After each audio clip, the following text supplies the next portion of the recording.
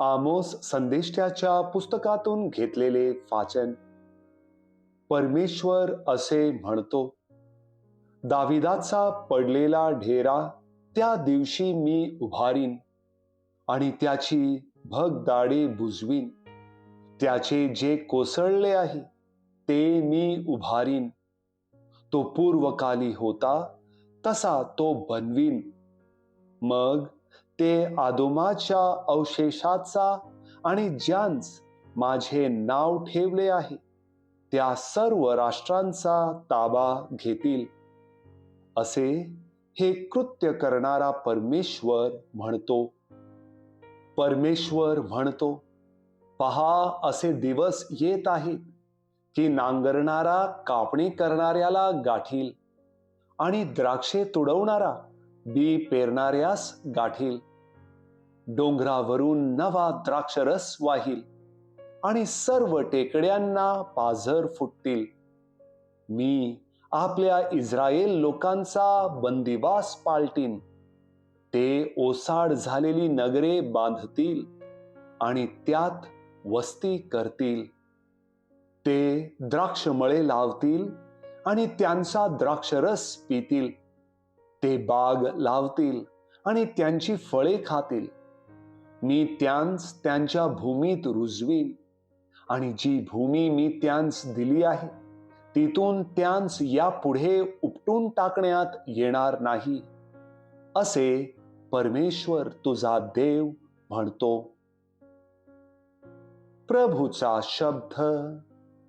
देवाला धन्यवाद.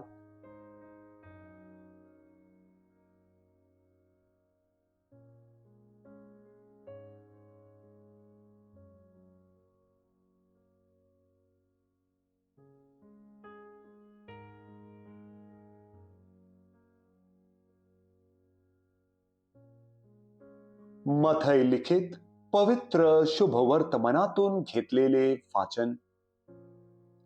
योहानाचे शिष्य येशूकडे येऊन त्याला म्हणाले, आम्ही आणि परुषी पुष्कळ उपास करतो, पण आपले शिष्य उपास करत नाहीत. ह्याचे कारण काय? येशू त्यांना म्हणाला, वऱ्हाड्यांबरोबर वर आहे तोपर्यंत ते शोक करणे शक्य आहे काय? तरी असे दिवस येतील की वर त्यांच्यापासून काढून घेतला जाईल, तेव्हा ते उपास करतील.